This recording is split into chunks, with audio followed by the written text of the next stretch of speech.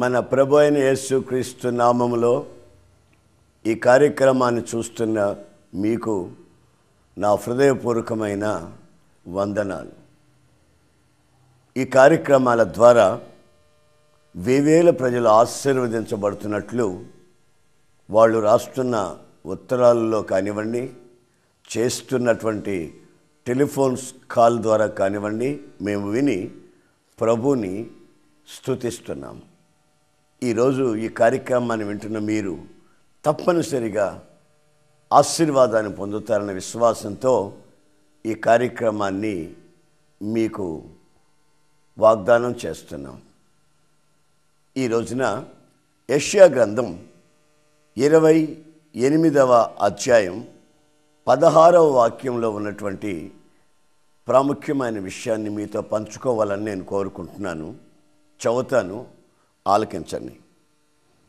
ప్రభువు యెహోవా ఈలాగున సెలవిచ్చుచున్నాడు, సియోనులో పునాదిగా రాతిని వేసిన వాడను నేనే. అది పరిశోధించబడిన రాయి, అమూల్యమైన తలరాయి, బహుస్థిరమైన పునాది అయిన మూలరాయి ఉన్నది. విశ్వసించువాడు కలవరపడడు. యెషయా అనే ప్రవక్త యేసుక్రీస్తును గూర్చి కొన్ని వేల సంవత్సరాల క్రితం ప్రవచన రీతిగా ఈ వాక్యాన్ని రాస్తున్నాడు. ఆయన ఏమంటున్నాడంటే, యేసుక్రీస్తుని పునాది రాయని, పరిశోధించబడిన రాయని, అమూల్యమైన తలరాయి అని, బహుస్థిరమైన పునాదిలో ఉన్న మూలరాయి అని వ్రాస్తున్నాడు. ఇలా రాసినందువల్ల రాళ్ళని రప్పల్ని మ్రొక్కాలని కాదు, రాయి అని అలంకార వార్తని ఉపయోగించాడు. ఒక మేడ ఉందనుకుందాం, ఆ మేడకి పునాది సరిగ్గా ఉంటేనే కదా అది నిలబడుతుంది. ఏదైనా ఒక పునాది స్థిరంగా ఉంటేనే కదా దాని మీద ఎంత పైకైనా మనం మేడలు కట్టగలుగుతాం. గనుక ఆయన పరిశోధించబడిన పునాది రాయని అలంకారంగా వ్రాయబడినటువంటి మాట ఈ మాట. అయితే ఈ వాక్యంలోనే చివరిలో ఒక వాక్యం మనకు కనిపిస్తుంది. అదేమిటంటే, ఆ రాతిని విశ్వసించిన వాడు కలవరపడడు. ఈ రోజుల్లో మనం గమనించినట్లయితే ప్రతి చిన్నదానికి పెద్దదానికి ప్రతి ఒక్కరూ కలవరపడిపోతూ ఉంటారు, భయపడిపోతూ ఉంటారు. ఏది జరిగినా దాన్ని తట్టుకోలేని పరిస్థితుల్లో కంగారు పడిపోతూ ఉంటారు. కానీ ఈ వాక్యం అంటుంది, యేసయ్యని విశ్వసించిన వారు కలవరపడరు. సహజంగా మన బ్రతుకులో ఏదైనా ఒకటి చూడకూడని సంగతిని చూసామనుకోండి, కలవరాలు వస్తాయి, ఆ దిశగా భయపడిపోతాం. మరి కొన్నిసార్లు వినరాని విషయాన్ని, వినకూడని విషయాన్ని విన్నామనుకోండి, అప్పుడు కూడా మన జీవితంలో కలవరపడి విరక్తి కలుగుతుంది. మరికొన్నిసార్లు కొంతమంది మన మీద విసిరే సవాళ్ళు మనం తట్టుకోలేక మనం కలవరపడిపోతూ ఉంటాం. అయితే వాక్యం అంటుంది, ఆయన మీద నీవు విశ్వాసం కలిగి ఉన్నట్లయితే నీవు కలవరపడవు అని. ఒకసారి ఏం జరిగిందంటే, ఒక గురువు శిష్యుడు ఉండేవాళ్ళు. వాళ్ళ కొండ దగ్గర ప్రార్థనలు చేసుకుంటూ ఉన్నారు. అయితే ఆ దేశాన్ని పరిపాలిస్తున్న రాజుకి ఇతని మీద పగ కలిగింది, ఈ భక్తుని మీద పగ కలిగింది. అందుకని ఈ భక్తుడు మనకంటే గొప్ప పేరు సంపాదించుకుంటున్నాడు, ప్రజలంతా అతని వైపే మొగ్గు చూపిస్తున్నారు, ఇతను చంపేయాలని ప్రయత్నం చేశాడు. అందుకని ఒక రాత్రి అతని సైన్యాన్ని ఇతన్ని పట్టుకోరమ్మని పంపించాడు. ఒక దేశము సైన్యం ఒక్క వ్యక్తిని పట్టుకునే దానికి ఆ రాత్రి వచ్చి ఆ కొండని ముట్టడి వేశారు. ఈ గురువు శిష్యులు రాత్రి ప్రార్థన చేసుకుని ప్రశాంతంగా పడుకున్నారండి. ఉదయకాలాన్ని లేచారు. గురువేమో ప్రార్థనలో నిమగ్నమైపోయాడు. ఈ శిష్యుడున్నాడే లేచి ఊరంతా చూడడం, అలా ఇలా చూడడం, దిక్కులు చూడడం, ఇలా చూస్తూ ఉన్న సమయంలో ఇతనికి ఉన్నట్లుగా ఉండి ఈ గొప్ప సైన్యం చుట్టూ ఉండటం కనిపించింది. కలవరపడిపోయాడు. ఇంకేముంది, మన పని అయిపోయింది అని పరిగెత్తుకుంటూ వచ్చి ప్రార్థనలో ఉన్నటువంటి ఆ దైవజనుని కంగారు పెట్టాడు. అయ్యా, ఇంకేముంది, సైన్యం వచ్చేసారు, పట్టుకుంటారు, నేను రథాలను చూశాను, నేను గుర్రాలను చూశాను, సైన్య సమూహాలను చూశాను అని గడగడలాడుతూ వణికిపోతున్నాడు. అప్పుడు ఆ గురువు ప్రశాంతంగా ఒక మాట అన్నాడు, నీ కళ్ళు చూడకూడనివి చూసాయి. నువ్వు ఉదయాన్నే చూసావు కదా ఈ శత్రు సమూహాల్ని. అసలు వాళ్ళు ఎప్పుడు వచ్చారో తెలుసా? గత రాత్రే వచ్చారు. మరి నేను కలవరపడలేదు ఎందుకని? అసలు మన చుట్టూ ఉన్నటువంటి సైన్య సమూహం ఏంటో నీకు తెలియదు. ఈ శత్రువుల బలాన్ని గురించి నువ్వు చూసావు, కానీ మన సైన్యం ఏంటో నీకు తెలియదు అని, లరా బాబు దగ్గట్రా అని అతని కళ్ళ మీద చేతులుంచి ఇలా ప్రార్థన చేశాడు. ఇప్పుడు నీకేం కనబడుతుందో సరిగా చూడమన్నాడు. చూస్తే వీళ్ళ కొండ చుట్టూ అగ్నితో నింపబడిన రథాలు, గుర్రాలు, ప్రకాశమానమైనవి, ఒక గొప్ప సైన్య సమూహం వీళ్ళ చుట్టూ తిరుగుతుంది. వీళ్ళకి తర్వాతనే ఆ దేశపు సైన్యము తిరుగుతున్నట్లుగా ఇతను చూశాడు. దగ్గరకు వచ్చి, అయ్యా, మనకు కాపలా ఉన్నటువంటి సైన్యం చాలా గొప్పది. వాళ్ళ సైన్యంలో ఉన్న గుర్రాలు కానివ్వండి, రథాలు కానివ్వండి ఒట్టివే. అయితే మన చుట్టూ ఉన్నటువంటి సైన్య సమూహం, ఈ డిఫెన్స్, ఈ సెక్యూరిటీ, ఇదంతా గమనిస్తే అగ్నితో నింపబడినాయ్యా అని చెప్పాడు. అంతలో శత్రు సమూహాల సైన్యం ఉంది కదా, వాళ్ళ కళ్ళు పోయాయండి. ఇతను కళ్ళు రావడం, ఇతను దేవుని శక్తిని చూడడం, దేవుని శక్తికి వ్యతిరేకంగా ప్రవర్తించిన ఆ సైన్యానికి కళ్ళు పోవడం, అక్కడక్కడే తడులాడుకుంటూ తిరగడం, ఇవన్నీ చూశాడు. నా ప్రియమైన సహోదరులారా, కొన్ని విషయాలు కళ్ళతో మనం చూస్తాం, అది వాస్తవమని మనకు అనిపిస్తాయి. కానీ మనకున్నటువంటి ఆ శక్తి, మన దేవునిలో ఉన్నటువంటి ఆ యొక్క పునాది, ఆ స్థిరత మనం చాలా గమనించాల్సిన విషయం. కొంతమంది చూడండి, ఏ చిన్న కలవరం వచ్చినా, ఏ పెద్ద కలవరం వచ్చినా వాళ్ళు ఓ జీతగాడిని మాట్లాడినట్టుగా, జీతగాడితో అన్నట్లుగా దేవుణ్ణి అంటారు. ఏరా దేవుడా, నీ కళ్ళున్నాయా లేవా? నువ్వు అక్కడుండి ఏం చూస్తున్నావురా? ఎక్కడ వెళ్ళి డ్యాన్స్లు వేస్తున్నావా ఏంటి? మేము బాధలు పడుతున్నాడు, కష్టాలు పడుతున్నావు, ఇలాగా శాపాలు వచ్చి పడుతున్నాయి, నీ కళ్ళుంటే నువ్వు వచ్చి మాకు సహాయం చేయవా అని దేవుణ్ణి ఒక జీతగాడిని అన్నట్టు, కూలివాడిని అన్నట్టుగా కూడా కొంతమంది మాట్లాడుతుంటారు. చాలా దుఃఖమైనటువంటి సంగతి అండి. అయితే దేవుని మీద ఆధారపడిన వాళ్ళు, అంటే నేను చెప్తున్నానే యేసుక్రీస్తు అని, ఆ దేవుని మీద ఆధారపడిన వాళ్ళ జీవితాలు పొరపాటును కూడా కలవరపడవండి, నిబ్బరంగా ఉంటారు. వాళ్ళ మనసు నిశ్చలంగా ఉంటుంది. వాళ్ళ పరిస్థితులన్నీ శాంతి సమాధానాల మధ్యలో ఆధారపడి ఉంటాయి. ఎందుకంటే యేసుక్రీస్తు పరిశోధించబడినవాడు. యేసుక్రీస్తు శోధించబడి ఆయన పవిత్రుడిని తేలినవాడు. ఆయన ఈ లోకంలో ఉంటున్నప్పుడు ఆయన మాటలో కానివ్వండి, జీవితంలో కానివ్వండి, చూపులో కానివ్వండి, మాటలో కానివ్వండి, ఆయన పవిత్రతని అనేక మంది పరిశోధించి ఆయనలో ఏ పాపాన్ని గుర్తుపట్టలేకపోయారు. ఆయన కామ, క్రోధ, మదమాశ్చర్యములు లేని పరిశుద్ధుడైన దేవుడు. ఆయనకి బావమరుదులు లేరండి, ఆయనకి మేనకోడలు లేరండి, ఆయనకి రక్త సంబంధాలు లేవు. ఆయన ఓ పవిత్రమైన ఆశయాన్ని భూమి మీదకి తీసుకొని వచ్చి ఆయన ఆరాధించే ప్రజలు స్థిరంగాను, నెమ్మదిగాను, విశ్రాంతిగాను, ప్రశాంతంగాను బ్రతకాలని కోరుకుంటున్నాడండి. దేవునికి స్తోత్రం కలుగునుగాక. ఇప్పుడు ఈ శిష్యుడు చూశాడు దేవుని శక్తిని, తర్వాత కలవరపడినవాడు కాదని. మీ జీవితంలో మీరేం చూస్తున్నారో, మీ జీవితంలో మీరు ఏం చూస్తున్నారో ఆ విషయాలు వాస్తవమని మీరు కంగారు పడకండి, వాటి విషయమై మీరు కలవరపడకండి.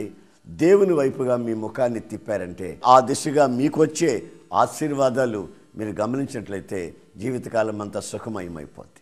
రెండో సంగతి అదేంటంటే, యోబు గ్రంథంలో రాయబడిన సంగతి. యోబు నీతిమంతుడని, యథార్థవంతుడని వ్రాయబడి ఉందండి. ఆయన దగ్గరికి ఒక రోజున ఉన్నట్లుగా ఉండి ఒక దుర్వార్త తీసుకొచ్చాడు ఒకడు.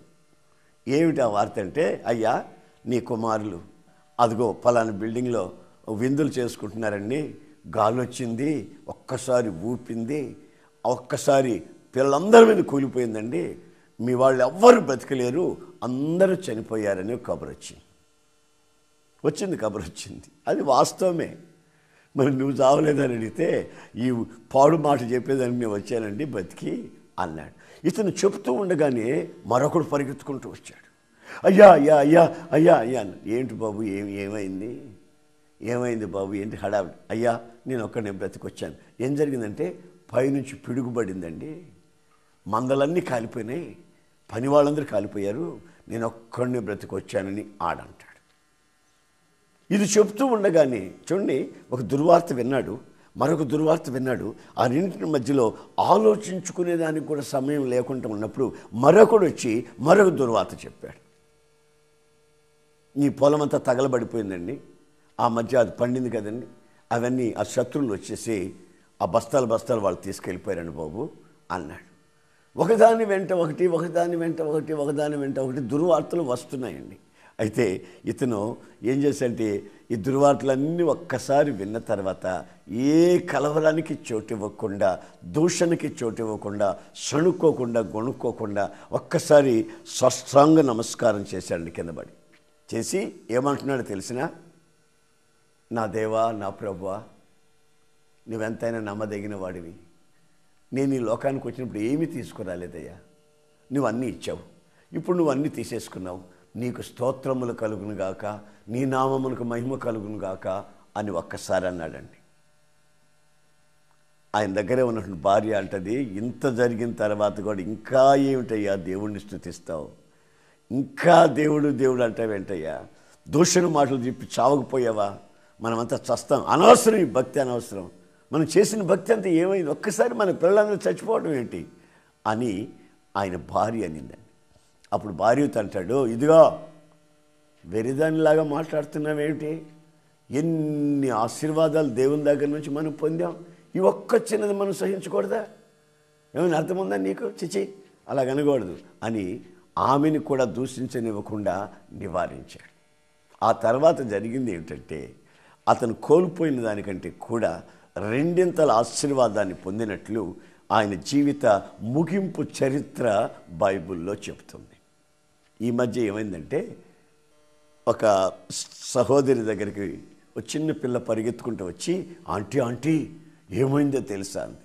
ఏమైందమ్మా, మీ అంకులు ఇంకొక ఆంటీని ఎక్కించుకొని స్కూటర్ మీద ఆ హాస్పిటల్లోకి వెళ్ళాడు అని ఒక చిన్న పిల్ల ఆ ఇంటి ఇల్లాలకి చెప్పింది. ఈమె అప్పుడే కంగారు పడిపోయింది, కలవరపడిపోయింది, ఎందుకంటే భర్త సంగతి కొంచెం తెలిసి ఉంటుంది కదండి. అందుకని ఇది నిజమా కాదా అని మరల ఈమె ఆటోలో వెళ్ళి హాస్పిటల్ దగ్గర చూస్తే మొత్తం మీద అక్కడ ఇంకొక ఆంటీతో ఈ అంకులు ఉన్నాడు, అంటే ఈమె భర్త ఉన్నాడు. వచ్చిందండి ఇక విషయం దాగి చచ్చిపోవాలని కంగారు పడిపోయి ఏమేమో పెద్ద ప్లాన్లు వేసుకొని ఇక బ్రతుకు అనవసరం, ఇక నా కాపురం ఉండదనుకుని కంగారు పడిపోయింది. అంతలో నేను అక్కడికి వెళ్ళడం జరిగింది. ఏంటమ్మా కంగారు పడిపోతుందంటే, ఏముంది ఎస్ఎన్ గారు, ఈ విధంగా ఆయన చేస్తున్నాడు, ఇక నా కాపురం ఉండదండి, అనవసరం, నేను బ్రతకడం అనవసరం అండి, అది చెప్పుడు మాట కూడా కాదండి, నేను కళ్ళారా చూశాను అనింది. నేనన్నాను, నువ్వు యేసయ్యని విశ్వసిస్తున్నావా అంటే విశ్వసిస్తున్నాను అంటుంది, కానీ ఆ విశ్వాస పరిమాణమును బట్టి ఆ క్రియలు ఆమె దగ్గర కనిపించలేదు. సరదాగా విశ్వసిస్తున్నానని అనుకుంటుందే కానీ ఆ విశ్వాస క్రియలు ఎలాగుంటాయంటే, ఆమె ఈ విషయంలో కలవరపడకుండా ఉన్నట్లయితేనే ఆమె యేసయ్య యందు విశ్వసించినట్టు దాని అర్థం. అమ్మ ఒక మాట చెయ్యి, యేసయ్య నా కాపురం చెడిపోదు, నా కాపురం బాగుపడుతుంది, మా ఆయన మారిపోతాడు, ఆ పాడు మనిషి నా కుటుంబాన్ని ఏమీ చేయలేదు ప్రభువా, నీవు నాకున్నావు, నీ యందు విశ్వాసం వస్తున్నాను అని ఈరోజు ఉపవాసించి ప్రార్థన చేసుకోమని నేను చెప్పాను. నా మాట పాపం నమ్మింది, విశ్వసించింది, దైవజనుడిగా నన్ను గౌరవించింది, ఉపవాసం ఉన్నది. ఆ రోజు ప్రార్థన చేసి తన నోటితో ఒప్పుకున్నది. ఏమని ఒప్పుకుందంటే, ఆ పాడు మనిషి ద్వారా నా కాపురం చెడదు, నేను నీ యందు విశ్వసించాను, నా భర్తని నాకు అప్పగించు, నేను పిల్లలు గల దాన్ని ప్రభువా అని ఏడ్చి ప్రార్థన చేసింది. ఏమైందో తెలుసండి, మరుసటి రోజు ఈయన అక్కడికి వెళ్ళాలి. ఈయన వెళ్తాడు, హాస్పిటల్లో చేర్చి వచ్చాడు కదండి, వెళ్తాడు. భార్యకి ఏదైనా అనారోగ్యంగా ఉంటే నువ్వు పోయి చూపించుకోమంటాడు, కానీ ఈయన వెళ్ళడం. ఆ పాడు మనిషికి కానీ బాగలేకపోతే ఈయన వెళ్తాడు. ఈయన మరుసటి రోజు వెళ్ళాలి. అయితే తెల్లవారుజామున కబురు వచ్చింది ఈయన దగ్గరికి. ఏమైనా కబురు వచ్చిందంటే, అయ్యా ఒక మనిషిని నువ్వు ఎవరినో చేర్చేవంట హాస్పిటల్లో, ఆ మనిషికి మోకాము కాళ్ళు చేతులు వాసిపోయినాయి, ఆ ఇంజక్షన్ రియాక్షన్ అయిందంట, ఆ మనిషి చచ్చిపోయింది, నిన్ను తీసుకురమ్మంటున్నారని. ఇక ఈ మనిషి కంగారు పడిపోయి ఉద్యోగానికి సెలవు పెట్టి ఒక 5-6 రోజులు ఎటో వెళ్ళిపోయి ఆ కార్యక్రమాలంతా అయిపోయి అదంతా సద్దుమణిగిన తర్వాత నెమ్మదిగా ఇంటికి వచ్చాడు. ఇంటికి వచ్చిన తర్వాత భార్యతో అంటాడు, చేతులు పట్టుకుని, నన్ను క్షమించు, నీవు విశ్వసిస్తున్న దేవుడు నమ్మదగిన వాడు, ఆయన మీద నువ్వు పునాదులు వేసుకుని ఆయన మీద నువ్వు విశ్వసించి ప్రార్థన చేసావు కనుక నా జీవితంలో గొప్ప మార్పు కలిగింది. మన కుటుంబం ఏమైపోతుందని నేను అనుకున్నాను. నా పిల్లల్ని ప్రేమించలేక, నిన్ను ప్రేమించలేక సతమతమయ్యాను. కానీ ఈ రోజుతో కూడా ఆ శాపం మనలో నుంచి తొలగిపోయింది. ఇక నేను నీవు నమ్ముకున్నటువంటి యేసయ్యని నమ్ముకొని నీ మార్గంలో నడుస్తాను, ప్రభు బిడ్డగా జీవిస్తాను ఒక నిర్ణయాన్ని తీసుకున్నాడు. నా ప్రియమైన సహోదరులారా, కొన్ని వార్తలు నిన్ను కలవరపెడతాయి. కొన్నిసార్లు నువ్వు చూస్తున్న విషయాలే కలవరపెడతాయి. కలవరపెడుతూ ఉన్నట్లయితే ఆ కలవరానికి అసలు సందేశం ఏంటంటే, కలవరపడినవాడు యేసయ్యని నమ్మలేదు అని. యేసయ్యని నమ్మితే నువ్వు కలవరపడకుండా ఉంటావని లేఖనాలు హెచ్చరిస్తున్నాయి. యోబు జీవితంలో జరిగింది అదే. నేను పైన చెప్పాను కదండి, ఎలీషా గెహజీ గురువు శిష్యుడు అని చెప్పాను కదండి. రాజుల 2వ గ్రంథం 6వ అధ్యాయం 15వ వాక్యంలో రాయబడిన మాట ఏంటంటే, వాళ్ళు చూశారు, ఒకడు కలవరపడ్డాడు, మరొకడు కలవరపడలేదు. ఇక్కడ విన్నాడు యోబు, కలవరపడలేదు. మరొక 3వ సంగతి కూడా మీకు చెప్తానండి. దానియేలు గ్రంథం 3వ అధ్యాయం 15వ వాక్యంలో ఒక సంగతిని మనం చదువుతాం. ఏమని చదువుతామంటే, అక్కడ షడ్రక్, మెషక్, అబేద్నెగో అని 3 ఉన్నారండి. వాళ్ళు ఇశ్రాయేల్ దేశం నుండి బబులోను దేశానికి బానిసలుగా వచ్చారు. అక్కడ పని బాటలు చేసుకుంటూ ఉంటున్నారు. ఆ రోజుల్లో రాజుగారు ఏం చేశారంటే, నెబుకద్నెజరు ఒక తాడు చెట్టంత విగ్రహాన్ని పెట్టి, దేశంలో ఎవరైనా సరే దానిని మొక్కాలి, దానికి దండం పెట్టాలి, ఇంకా ఎక్కడ ఎవరికి ఏం మొక్కకూడదు, ప్రార్థన చేయకూడదు, పూజలు చేయకూడదు అని ఒక రాజు శాసనాన్ని శాసించి ఆజ్ఞ ఇచ్చాడు. ఆ దిశగా ఆ దేశ ప్రజలందరూ దండాలు పెడుతున్నారు, మోకరిస్తున్నారు, బోర్లు పడుతున్నారు, గుంజళ్ళు పడుతున్నారు, చెంపలు వాయించుకుంటున్నారు. ఇవన్నీ జరుగుతూ ఉన్నాయండి. అయితే వీళ్ళ ముగ్గురి జీవితంలో మాత్రం అది జరగలేదు. అప్పుడు రాజుగారికి వచ్చి చెప్పారు, రాజా, బానిసలుగా ఉన్నటువంటి ముగ్గురిని మీరు ప్రేమిస్తున్నారు, వాళ్ళేమో నీ శాసనాన్ని ధిక్కరిస్తున్నారు, ఇప్పుడు ఏం చేయాలి అని రాజుగారికి చెప్తే, రాజుగారు పిలిపించి వాళ్ళని అడిగాడు, ఏమనరా మీరు నా దేశంలో బానిసలు కదా, నేను చెప్పిన ఆజ్ఞ నెరవేర్చడం ఏమిటి అని అడిగాడు. అప్పుడు వాళ్ళు ఏమన్నారు తెలిసిన, రాజా అని కూడా అనలేదు, పేరు పెట్టి పిలిచారు, నెబుకద్నెజరు, మీరు అడిగిన ప్రశ్నకి మేము సమాధానం చెప్పవలసిన అక్కర్లేదు, అగ్నిలో వేస్తా అన్నారు కదా, వేయండి అని ఇలాగా సమాధానం చెప్పారు. ఎప్పుడైతే ఇలా సమాధానం చెప్పాడో రాజుగారు కంగారు పడిపోయాడు. అగ్నిలో వేస్తామంటే ఆ కుర్రోళ్ళు కంగారు పడలేదు, ఈయన కంగారు పడిపోయాడు. ఆ తర్వాత 7 అంతలు అగ్ని, ఒకంత ఉన్న అగ్నిని 7 అంతలు చేపించి ఆ అగ్ని గుండంలో తీసుకెళ్ళి ముగ్గురిని పడేశాడు. పడేసిన తర్వాత రాజుగారికి ఇంకా కంగారు పడిపోయాడు. కారణం ఏంటంటే, ఆ నిప్పులో 4 కనబడుతున్నారు. ఏమనరా మీరు 3 వేసారా 4 వేసారా అంటాడు. అయ్యా మేము 3 వేసాం, మరి 4 కనబడుతున్నారు ఏమిటి? ఆయన కంగారు కలవరపడిపోతున్నారు. నిప్పుల్లో పడ్డ వాళ్ళేమో సుఖంగా ఉంటున్నారు, వేసిన వాళ్ళేమో కంగారు పడిపోతున్నారు. మొత్తం మీద వాళ్ళని